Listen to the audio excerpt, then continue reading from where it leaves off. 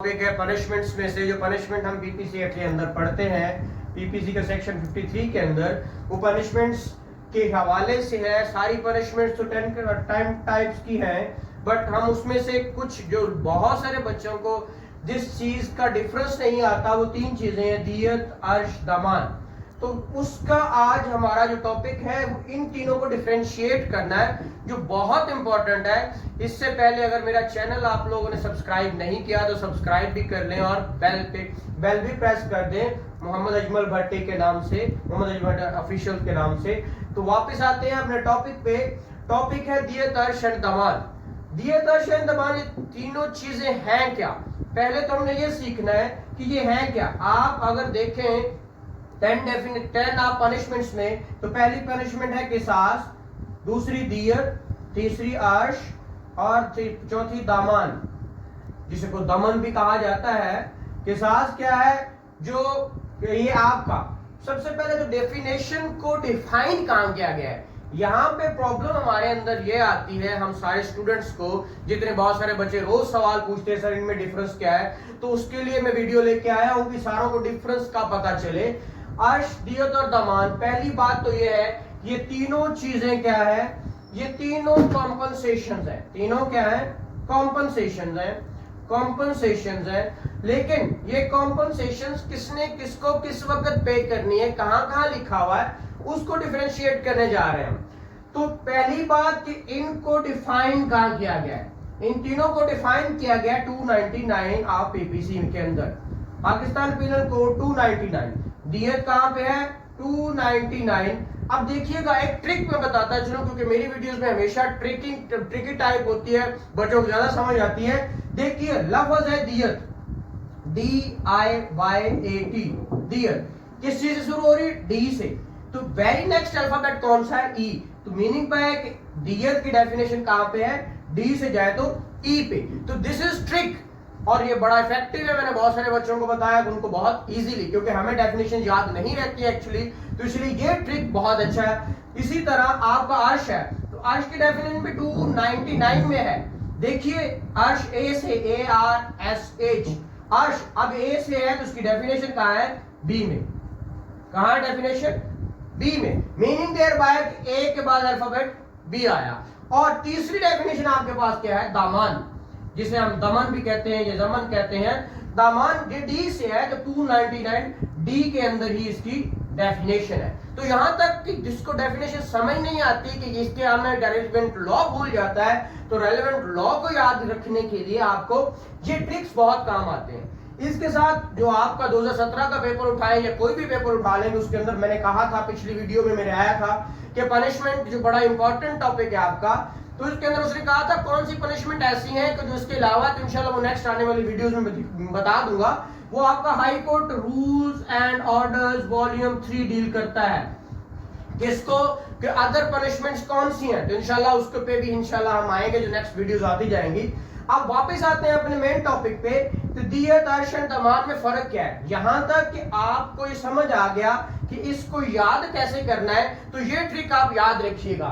उसके बाद बात है, मैंने कहा था ये तीनों क्या है? कॉम्पनसेशन है। क्या है? कॉम्पनसेशन।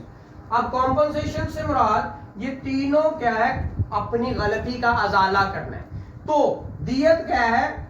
दियत को अगर हम डिफाइन देखें, किसने किसको पे करना, उसने कहा दियत क्या है? स्पेसिफाइड है। स्पेसिफाइड। पहला लफ्ज दियत, अर्श और दमान, हम इसका डिफरेंस पढ़ने जा रहे हैं, तो हम पहले इसको डिफाइन करने जा रहे हैं। स्पेसिफिकेशन, ये स्पेसिफाइड है। स्पेसिफिकेशन, स्पेसिफाइड का मतलब ये दोनों लिखे हुए हैं, इससे कम नीचे नहीं जा सकते, मतलब मिनिमम वैल्यू बताई हुई है। कहां? अगर दियत देखें तो इसके अंदर मैंने अभी बताया था 299 के अंदर इसको डिफाइन किया गया, तो उस डिफाइनेशन के अंदर लिखा हुआ है स्पेसिफाइड इन सेक्शन 323 आप पाकिस्तान पीनल कोड। ये 323 के अंदर बताया गया है इसका। तो इसके अलावा वो कितना बताया गया? पिछली वीडियो में मेरी जो आई कि वैल्यू ऑफ दियत क्या है, दियत के वक्त भी मैंने इसको प्रॉपर्ली डिफाइन किया था।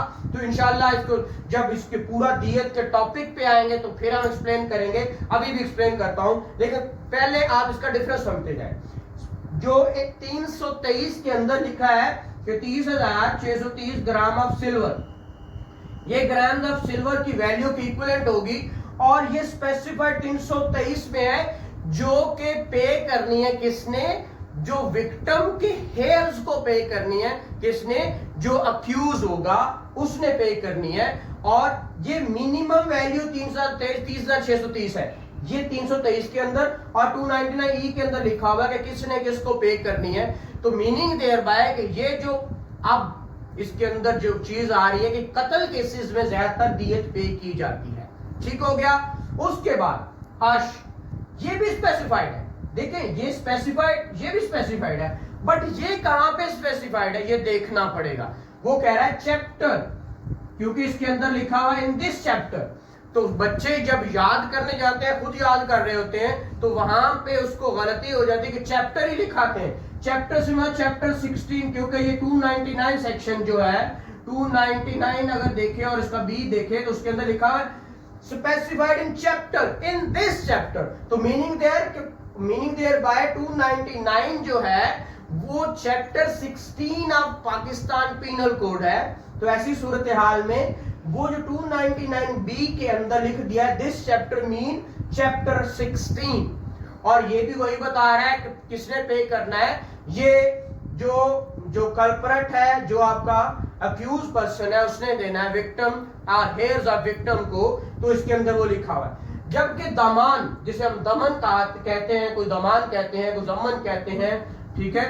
तो इसके लिए ये 299 हमने डी में देखा, this is not specified, word use हो रहा है डी के अंदर, determined by court, payable by the victim to the heirs of payable by the accused to the victim or heirs of victim। तो मीनिंग देयर बाय ये दमन 299 D के अंदर लिखा हुआ है।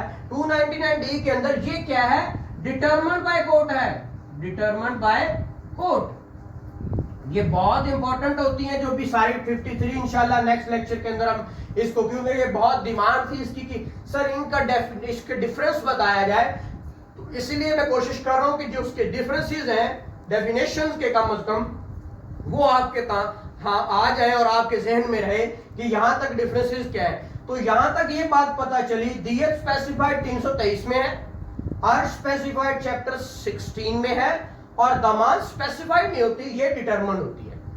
यहां तक समझ आ गई। उसके बाद चलते हैं यही चीजें, अब दियत, अर्श और दमान जब यहां पे आए, अब बात होती है दियत अर्श दमान तो पे करनी है, बट किसने कैसे कैसे कैसे करनी है।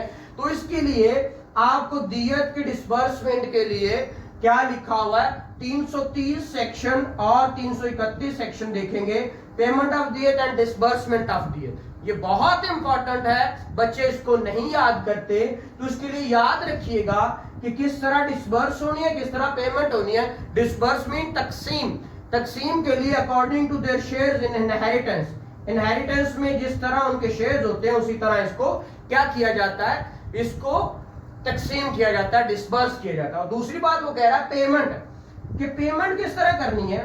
तो पेमेंट के लिए उसने बताया है कि या तो लमसम दे दो, लमसम मतलब यकमुश्त, या तो यकमुश्त दे दो, नहीं तो 5 साल की एक साथ करनी पड़ेगी। मिनिमम इससे मैक्सिमम 5 साल की एक साथ है, उसके अंदर पे कर दो।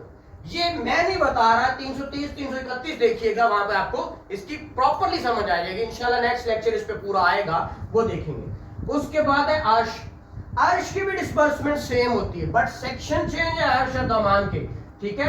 अर्श और दमान 337 जी, यहां पे लिखा हुआ है कि इसकी पेमेंट और इसकी वो क्या कहते हैं डिस्बर्समेंट दोनों की 337 जी है, ठीक है, अर्श और दमान की।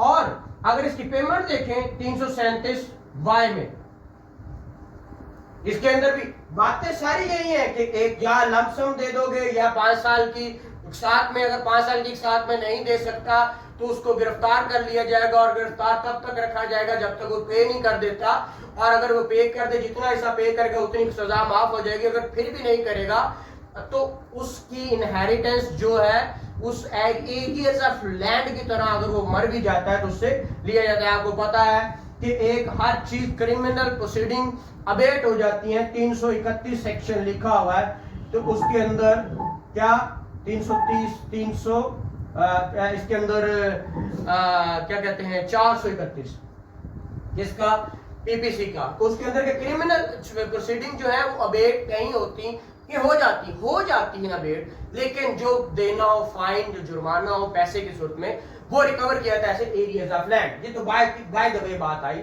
तो हम चलते हैं वापस उसी पे 430 431 देखिएगा, आपको पता चल जाएगा इसका जो आपका अपील वाला चैप्टर है।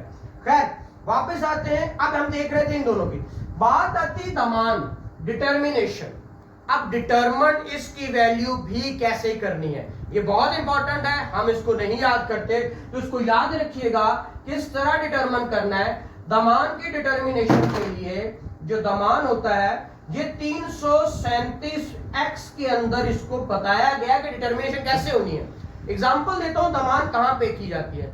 दमान के लिए अगर यहां पढ़ेंगे तो आपको पता है, जो मसलन ये होता है ज्यादातर अर्श जो पे कहां की जाती है, पहले अर्श की बात करता हूं, तो अर्श कहां पे की जाती है, ये ज्यादातर किस कत्ल में हर्ट केसेस में होती है, और ये हमेशा कम्युलेटेड फ्रॉम द दियत का कोई पार्ट होती है, ये स्पेसिफाइड होती है, तो इसका मतलब जैसे हमने वहां पढ़ा कि उसके अंदर वो नहीं है कि 30,630 ग्राम ऑफ सिल्वर वाली बात नहीं है, वो सिर्फ दियत की अमाउंट है, लेकिन ये दियत में से कुछ हिस्सा होगा, या फुल दियत होगा, या 1/3 होगा, 1/4 होगा, 1/2 होगा।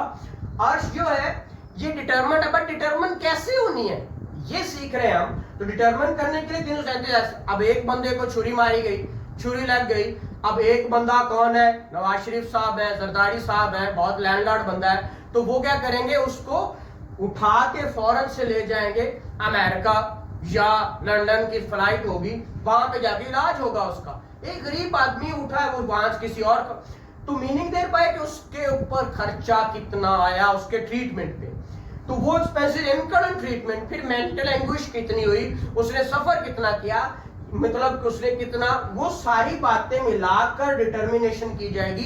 कोर्ट के सामने सबूत कोर्ट लेगा, फिर इसको डिटरमिन करेगा कि दमान किस तरह होती है। और दमान की मैंने बता दिया, इसी के अंदर उसने पेमेंट X2 में 337 X2 के अंदर बता दी, और डिसबर्समेंट मैंने कहा 337 Y के अंदर उसने बता दी हुई है।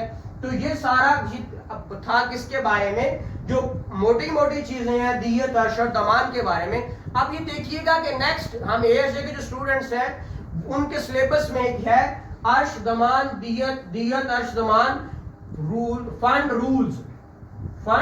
रूल्स। तो ये है 2007 के।